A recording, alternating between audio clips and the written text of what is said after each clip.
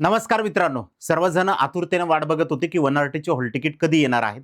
तर फायनली काल जे काही आहेत तर वनआरटीचे हॉल तिकीट आलेले आहेत.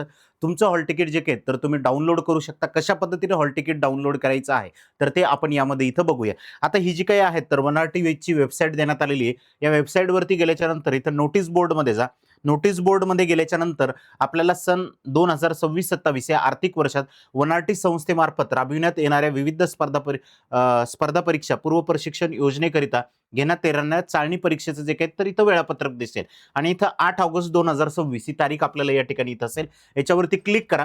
क्लिक केल्याच्या नंतर जी काही आहेत तर ही दुसरी विंडो जी काही तर इथं ओपन होईल. याच्यावरती तुम्हाला दोन पद्धतीमध्ये जे काही आहेत तर अशा लिंक दिसतील. एक दिसेल परिपत्रकाची आणि दुसरी जी काही आहेत तर हॉल तिकीट डाउनलोड करण्याची. आता ऍडमिट कार्ड आपण डाउनलोड करतोय तर याच्यामध्ये तुमचा आधार नंबर आणि मोबाईल नंबर टाकून जे काही तर तुम्हाला लॉग इन करायचं आणि जर समजा तुम्हाला लॉग इन करता वेळेस किंवा आणखीन काही जर अडचणी जर येत असतील तर या परिपत्रकामध्ये जे काही आहेत तर नंबर देण्यात आलेले आहेत. यांनी या नंबरवरती जे काही तर तुम्ही कॉन्टॅक्ट करू शकता. ओके, की या ठिकाणी इथं 4 नंबर आहेत. हे नंबर जे काही आहेत तर मी आपल्याला डिस्क्रिप्शन बॉक्समध्ये सुद्धा देणार आहे. तर तुम्ही याच्यावरती जे काही तर डायरेक्टली तिथं कॉन्टॅक्ट करू शकता. यांनी हेल्पलाईन नंबर जे काही तर त्या ठिकाणी तिथं दिलेले आहेत. आता इथं लॉग इन कशा पद्धतीनं करायचं आहे, काय आहे याच्याबद्दलची जी काही तर थोडक्यात माहिती या ठिकाणी यांनी इथं दिलेली आहे.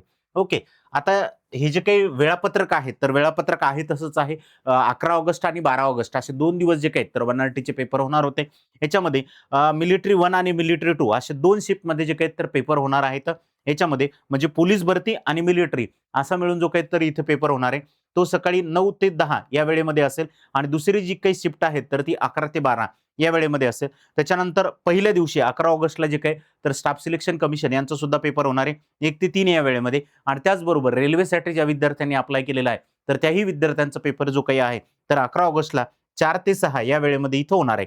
ज्या विद्यार्थ्यांनी आयबीपीएस साठी अप्लाय केलेले अशा विद्यार्थ्यांचा 12 ऑगस्ट रोजी पेपर होणार आहे.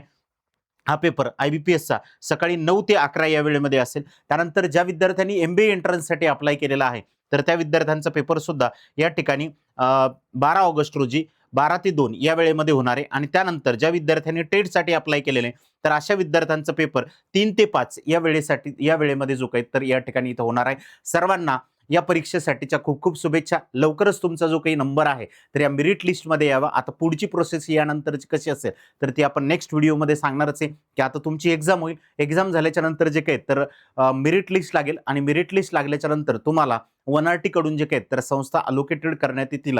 तुम्हाला संस्था निवडीचा जो काही आहे तर प्रेफरन्स त्या ठिकाणी देण्यात आलेला नाही. म्हणजे ह्या जे काही संस्था आहेत तर त्या वनआरटी कडून दिल्या जाणार आहेत. तुम्हाला जी संस्था दिली जाईल त्या संस्थेमध्ये जाऊन तुम्हाला त्या ठिकाणी जे काही तर प्रशिक्षण घ्यायचं आहे. आपण आपल्या मनाने जो काही आहे तर त्या ठिकाणी तिथं प्रेफरन्स देऊ शकत नाहीये. ओके, ही सुविधा वनआरटी आणि महाज्योती या 2 संस्थांमध्ये नाहीये. बाकीच्या संस्थांमध्ये तुम्हाला ज्या संस्थेमध्ये प्रवेश घ्यायचा असेल तर त्या संस्थेला तुम्ही जो काही तर प्रेफरन्स त्या ठिकाणी तिथे देऊ शकता. पण अशी जी काही सुविधा आहे तर या दोन्ही संस्थांनी दिलेली नाही. तर अशाच नवनवीन व्हिडिओच्या माहितीसाठी चॅनलला सबस्क्राईब नसेल केलेलं तर चॅनलला सबस्क्राईब करून ठेवा आणि आपल्या मित्रांपर्यंत हा व्हिडिओ पोहोचवा. कारण त्यांची जर एक्झाम असेल तर ही एक्झाम त्यांची मिस होऊ नये यासाठी. धन्यवाद.